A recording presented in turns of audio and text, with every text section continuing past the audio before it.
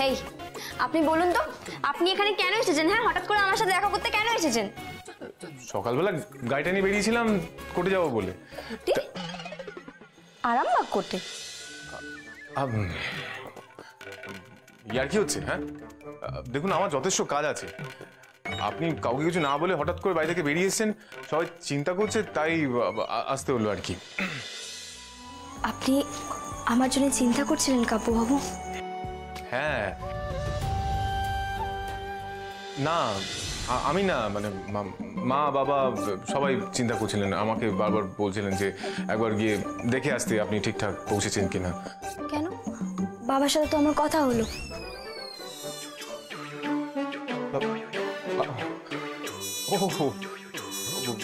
বাবার সাথে কথা হয়েছে না? দেখেছেন ওই সময়ের কিছু একটা গন্ডগোল হয়ে গেছে। মানে বাবা আমাকে বিফোর সানরাইজ বলেছিলেন, আর আপনার সাথে কথা হচ্ছে আফটার সানরাইজ। তো আফটার সানরাইজের খবরটা আমি বাবাকে বিফোর সানরাইজ দিতে পারিনি। মাঝরাতে আপনাকে বাবা বলল আর আপনি কিছু না ভেবেই বেরিয়ে গেলেন? আসলে আমার সামনেই একজন ক্লায়েন্টের ভিজিট ছিল, তো আমি সেখানেই যাচ্ছিলাম। তো ভাবলাম যাওয়ার সময় একটু ঘুরে যাই, আপনার সাথে কথা বলে যাই।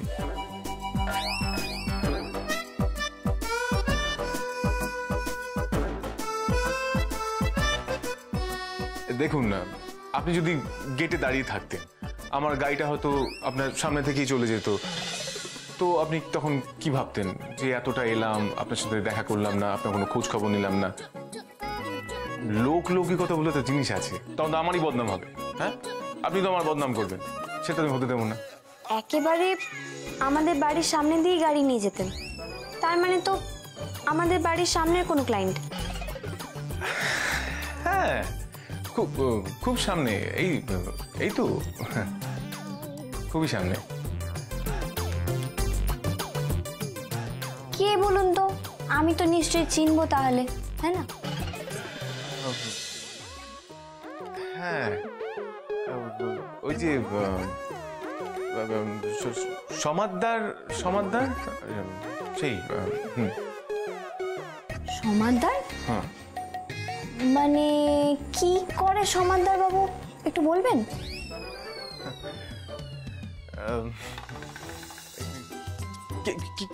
আরে আচ্ছা, মুশকিল তো, কি করেন না করেন সেটা শুনে আপনি কি করবেন? যাই করুক না কেন, আমি ডিভোর্স দিই, আমি ডিভোর্স দেবো, ব্যাস এটুকুই। আচ্ছা, সমাদদার মানে যার মন্দিরের সামনে বাড়ি, কি তাই না? হ্যাঁ, রাইট রাইট, মন্দিরের সামনে বাড়ি। হ্যাঁ, সেই সমাদদার। কাব্যবাবু, আমি তো শুনেছিলাম সমাদদার জেঠু। জেঠু? হ্যাঁ, জেঠু। আর সমাদদার জেঠিমা তো 2 বছর আগেই গত হয়েছেন। কত হয়ে গেছে?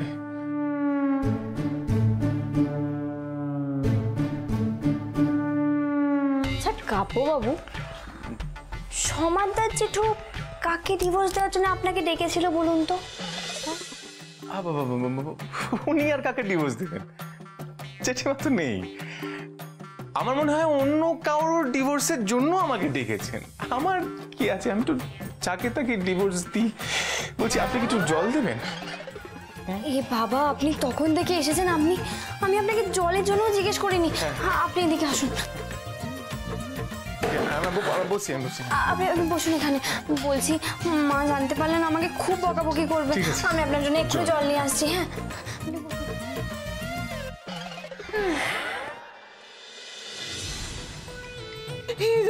আমার তো মাথা কাটা যাবে। কি হবে আমি জানি না, কি হবে ঠাকুরজি, ওই আলমারিতে না আমার কিছু ভালো শাড়ি আছে, চলো শাড়িগুলো নিয়ে আমরা এখান থেকে পকার পার হই। এসো।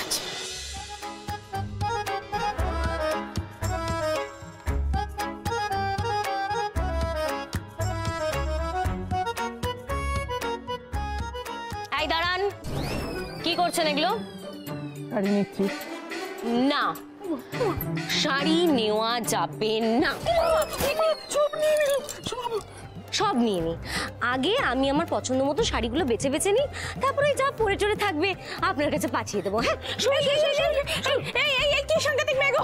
এই বড়পতি ঘর নিয়ে নিল, তারপরে শাড়িও নিয়ে নিচ্ছে। এই তুমি বড়পতি শাড়িগুলো নিচ্ছ কেন? দাও দাও দাও দাও, বড়পতি শাড়িগুলো দাও না। সব নিয়ে নিল গো, সব নিয়ে নিল, আমার সব চলে গেল গো। আমার শাড়ি গেল, গয়না গেল, আমার সাদের ঘর চলে গেল ঠাকুরজি। এরপর বর আর ছেলেকে যদি ওই কথাগুলো বলে দেয় তাহলে ওরাও চলে যাবে। আমি কি নিয়ে বাঁচবো ঠাকুরজি? ঠাকুরজি, তার থেকে চলো তুমি আর আমি মানে মানে এখান থেকে কেটে পড়ি। খালি হাতেই কেটে পড়ি। খালি হাতে চলো চলো।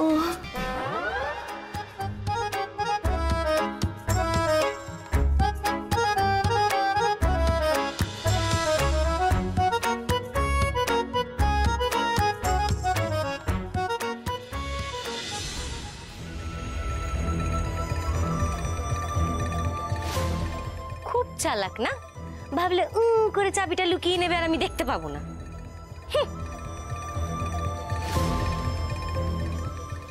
আস্তে আস্তে এই পুরো সংসারের চাবিটা আমি আমার হাতের মুঠোয় করে নেব শাশুড়ি মা।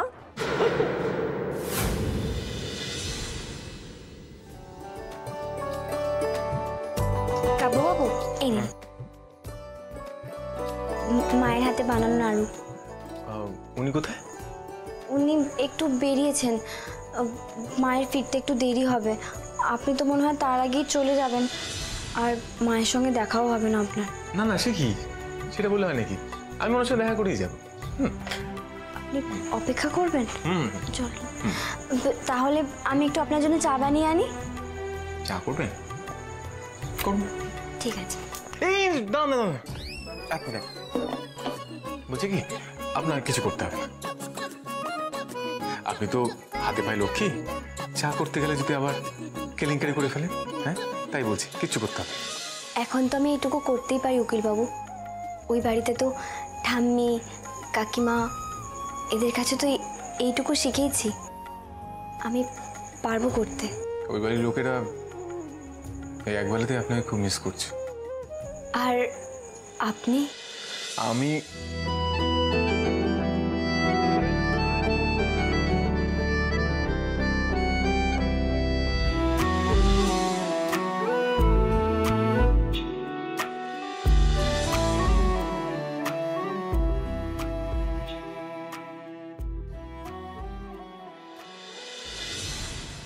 দাদা ভাইয়ের ওপর না আমার খুব রাগ হচ্ছে।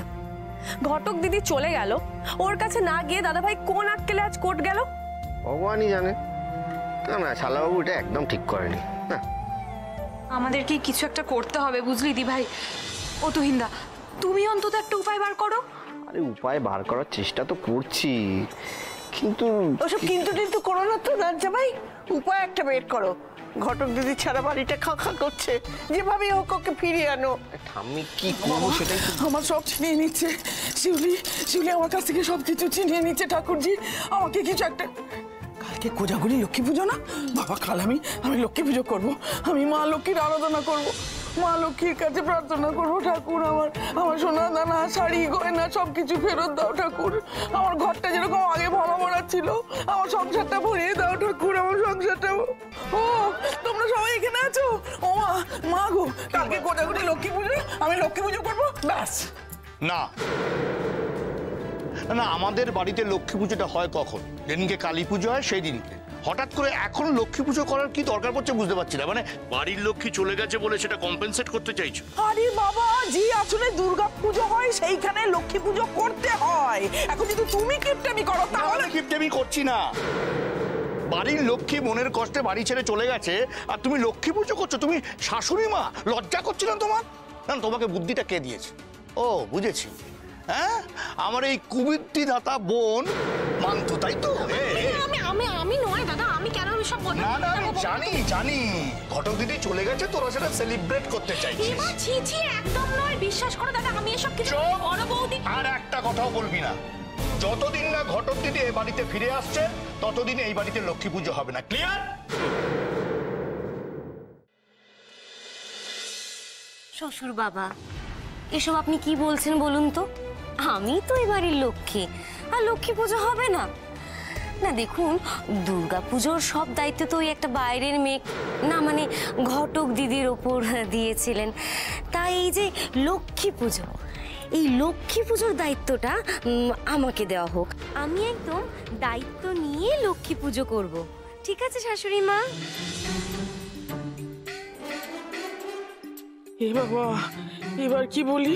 হ্যাঁ, শিউলি পুজোর সব কাজ করলে মা লক্ষ্মী কার মনের কথা শুনবেন?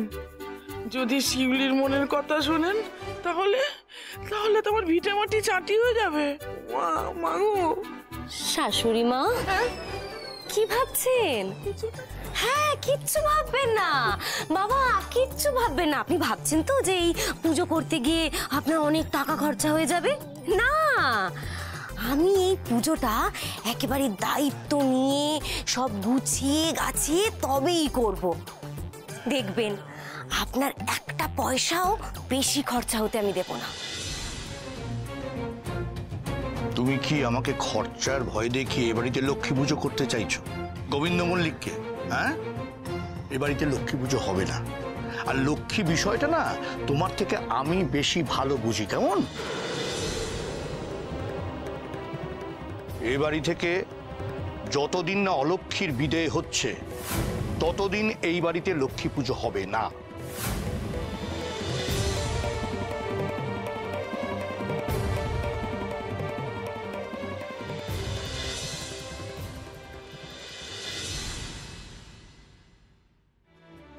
বলছি অনেকক্ষণ হয়ে গেল, এবার আমি চলি। হ্যাঁ, সাবধানে যাবেন। হ্যাঁ,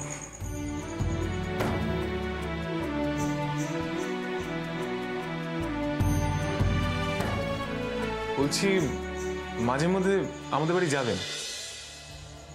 যেভাবে ঠাম্মি আর বাবা মিলে ঠাকুরের স্বপ্ন দেখা শুরু করেছে, আমাদের বাড়িতে ওই পুজো পার্বণ লেগেই থাকবে, সেটা আমি বুঝতেই পারছি। যাবেন? হ্যাঁ।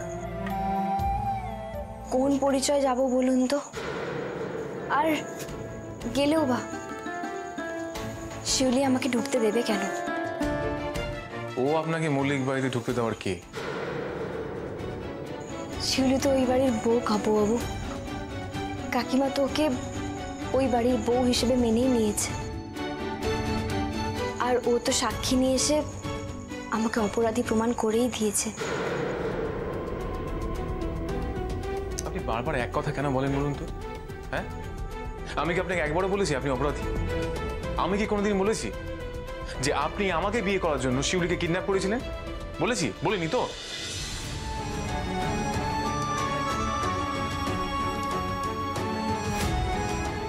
তবু শিউলি তো ওর পক্ষে প্রমাণ জোগাড় করেছে। সাক্ষী নিয়ে এসে সবার সামনে দাঁড় করিয়েছিল। প্রথমে তো আমার বিরুদ্ধে অভিযোগ উঠল, তখন আমি ছিলাম অভিযুক্ত।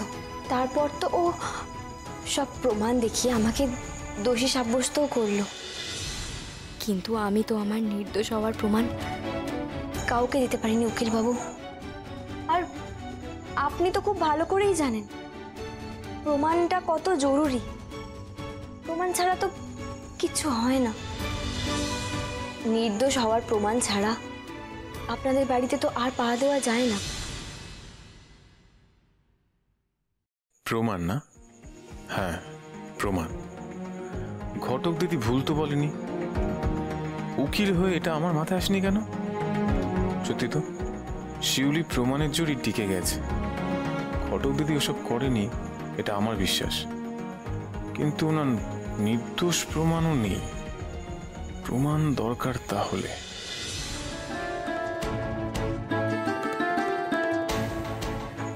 আপনি কি আমায় আর কিছু বলবেন কাপুবাবু? না, আর কি বলবো। আসি।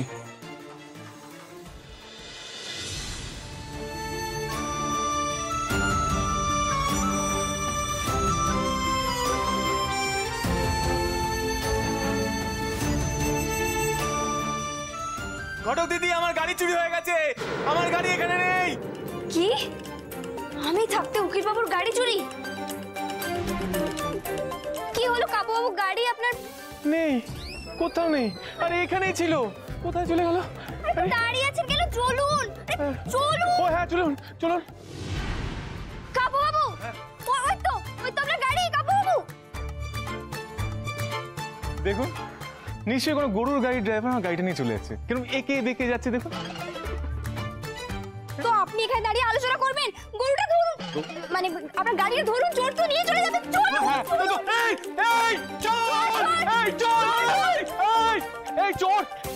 এই চোর চুরি করছে। কি চোর চোর চোর চোর! এই তো দিদি বোন। সরুন সামনে থেকে। বলুন, তুই গাড়িতে উঠেছিস কেন? বলুন কি হলো কি? আরে গাড়িটা থামা। আরে কি করছিস কি? তুই তো গাড়ি চালাতে পারিস না। আমার জামাইবাবুর গাড়ি আমি চড়ছি, তোর তাতে কি? আরে জামাই বাবুকে তো বলতে পারতিস, তাহলে তুই নিজে নিজে কেন উঠতে গেলি? আরে গাড়িটা থামা। বলুন, আরে কি করছিস নাকি? বলুন।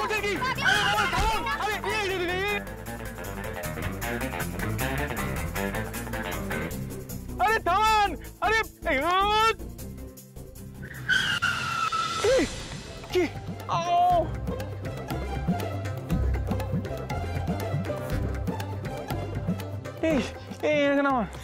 আপনি শুনুন। আচ্ছা ঠিক আছে, আমি বলছি। আমি টুম্পা নাম, গাড়ি থেকে আগে নাম। আচ্ছা ঠিক আছে, আমি দিচ্ছি।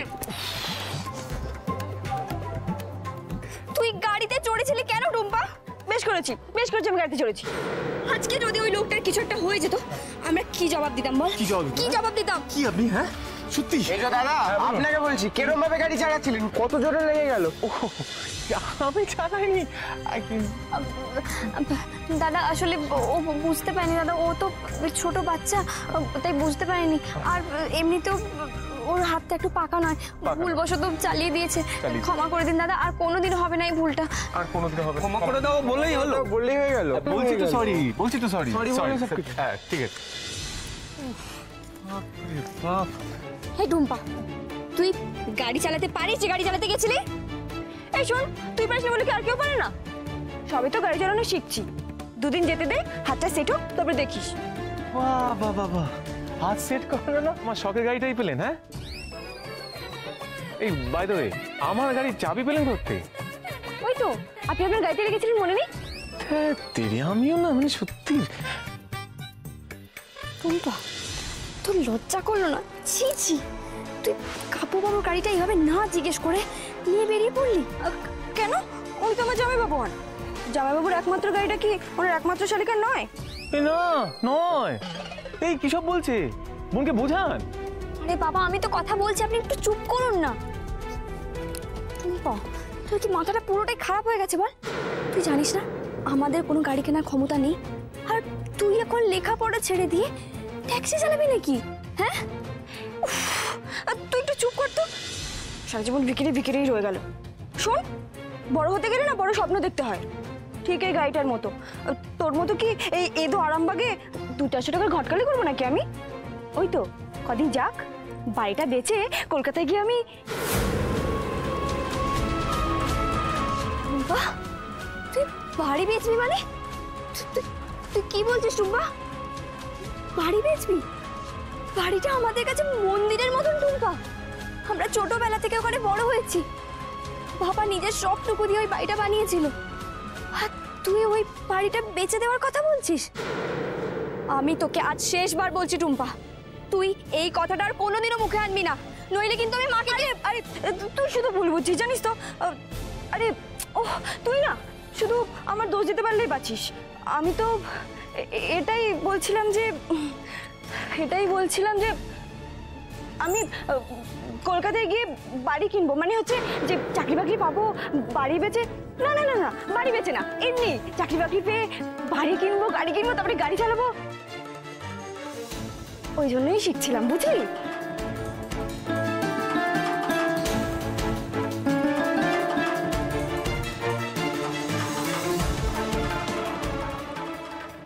কাপু বাবু, আমাকে ক্ষমা করে দিন, ও আসলে ছেলে মানুষ বুঝতে পারেনি। আপনাকে না জিজ্ঞেস করি ওইভাবে গাড়িটা নিয়ে নিয়েছিল। দয়া করে ক্ষমা করে দিন, ভুল বুঝবেন না। শুনুন, বোনকে বোঝান, যা ইচ্ছা সবই তো পাওয়া যায় না, বুঝতে পারলেন?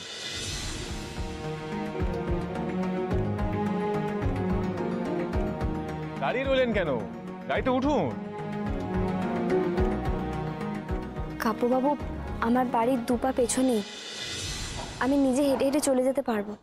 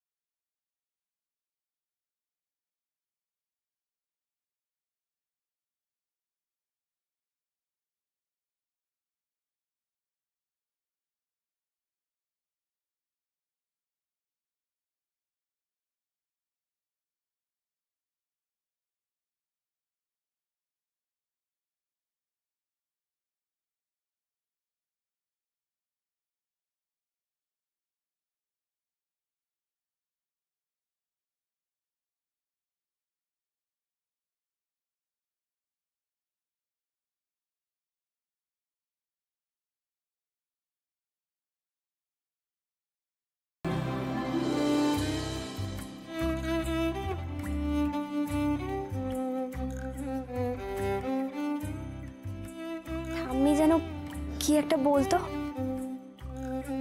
ও, দুগ্গা দুগ্গা। হে মা, মা লক্ষ্মী, তোমার পুজো আমি করবো মা গো। তুমি এই ডাকাত মেয়েটার হাত থেকে আমাকে বাঁচাও ঠাকুর। আমি তোমার পাঁচালি পড়বো।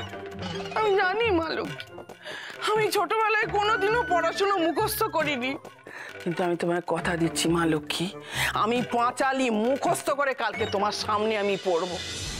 আর একটা কথা ঠাকুর, তোর পেঁচার মতো মুখ, এটা বলে আমি কখনো কখনো কাউকে গালমন্দ করবো না, আমি কথা দিলাম।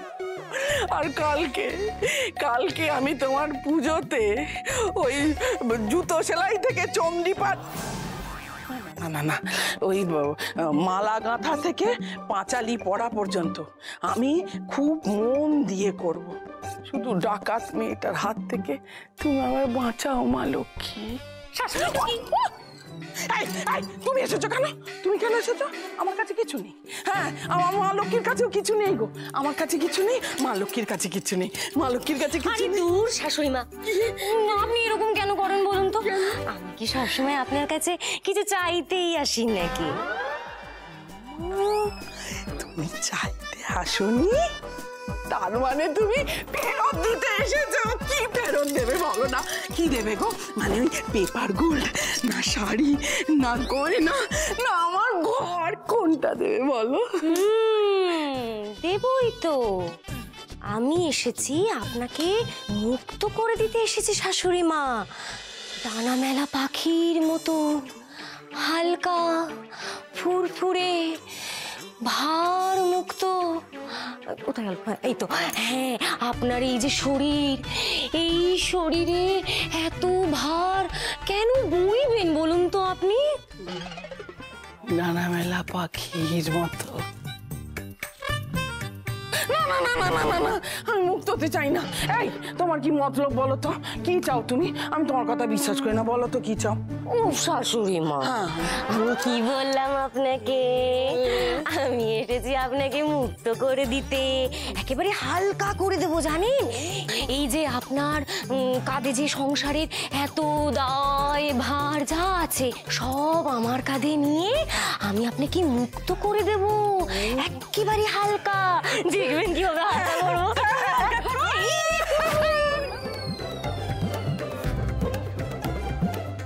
হ্যাঁ, এই তো হালকা হয়ে গেছে, এই দেখুন। ও বাবা, এই কোমরের বাঁদিকটা না কিরকম হালকা লাগছে। কেন গো, আমার পেটের বাঁদিকের চর্বিগুলো কি সব ঝরে গেল নাকি বলো তো? এই যে এই চাবির ভারে, হ্যাঁ, এই চাবির ভারে আপনি পুজো হয়ে যাচ্ছিলেন শাশুড়ি মা। এত বড় সংসারের চাবির ভার কত ওজন বলুন তো? আর আপনার তো বয়স হয়েছে, বলুন আপনি এই বয়সে তীর্থে যান। হ্যাঁ হ্যাঁ, আপনি তীর্থে চলে যান তো। আর আপনার সংসারের এই চাবি আজ থেকে আপনার একমাত্র ছেলের একমাত্র বউ মানে আমার কাছে থাকবে। ঠিক আছে? ঠিক আছে? না না না না না,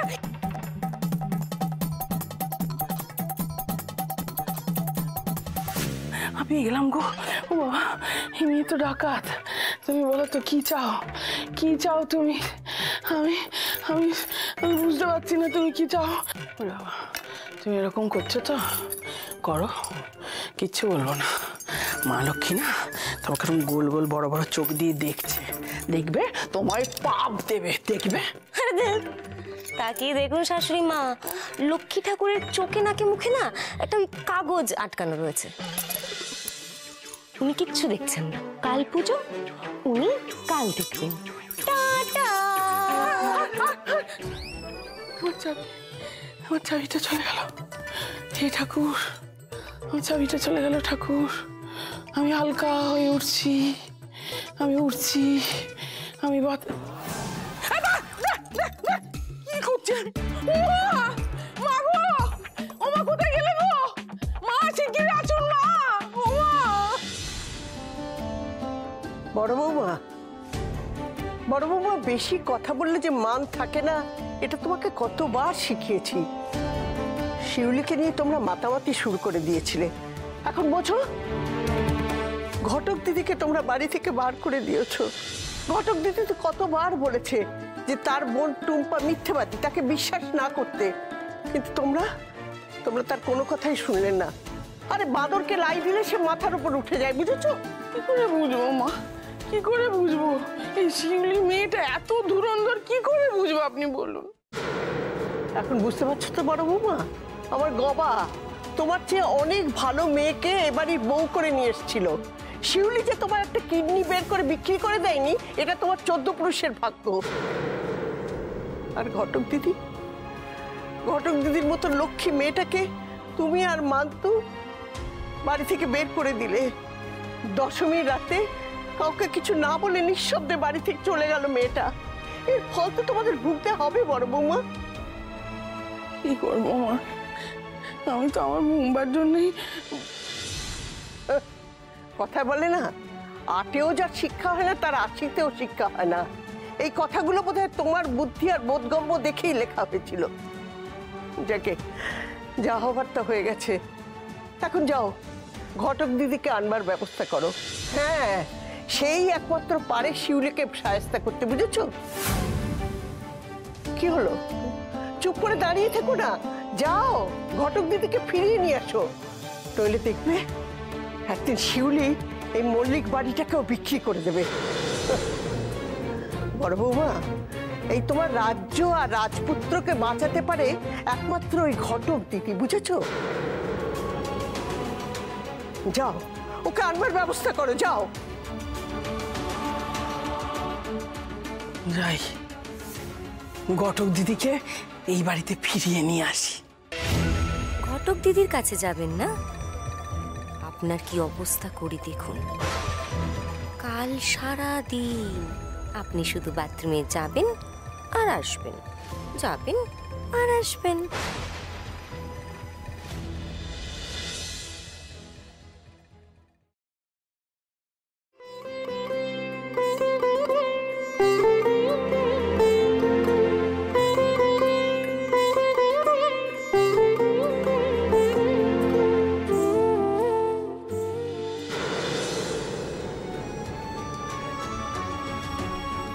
মায়ের ফিরতে একটু দেরি হবে, আপনি তো মনে হয় তার আগেই চলে যাবেন, আর মায়ের সঙ্গে দেখাও হবে না আপনার। না না, সে কি, সেটা বললে হয় নাকি? আমি ওনার সাথে দেখা করেই যাব। আমি কি আপনাকে একবারও বলেছি আপনি অপরাধী? আমি কি কোনোদিন বলেছি যে আপনি আমাকে বিয়ে করার জন্য শিউলিকে কিডন্যাপ করেছিলেন? ওই বাড়ির লোকেরা এই একবেলাতে আপনাকে খুব মিস করছে। আর আপনি? আমি দাঁড়িয়ে রইলেন কেন? গাড়িতে উঠুন।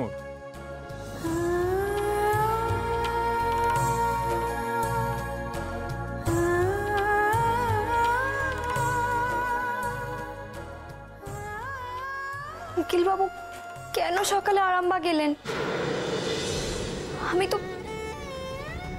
আমি তো ওই সংসার, ওই বাড়ি সব কিছু ছেড়ে দিয়ে এখানে চলে এসেছি। আপনি আবার কেন এসে আমার পুরো জীবনটা কেটে দিলেন কাপুবাবু? কেন? আমার তো আর কিছু ভালো লাগছে না। আমি আপনাকে আর মনে করতে চাই না। আমি আর কিচ্ছু মনে করতে চাই না।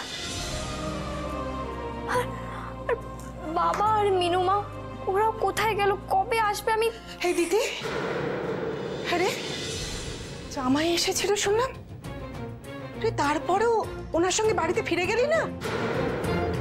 আরে তুই এটা কি শুরু করেছিস বলতো? কি শুরু করেছিস তুই? দেখতে পাচ্ছিস তোমার সংসারটার অবস্থা। এক টুম্পাকে নিয়ে আমি মরে যাচ্ছি, আর উপরে তুই এরকম করে।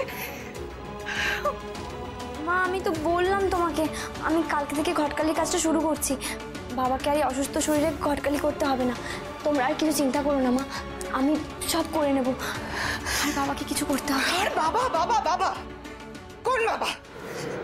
বাবাই তো আর নেই।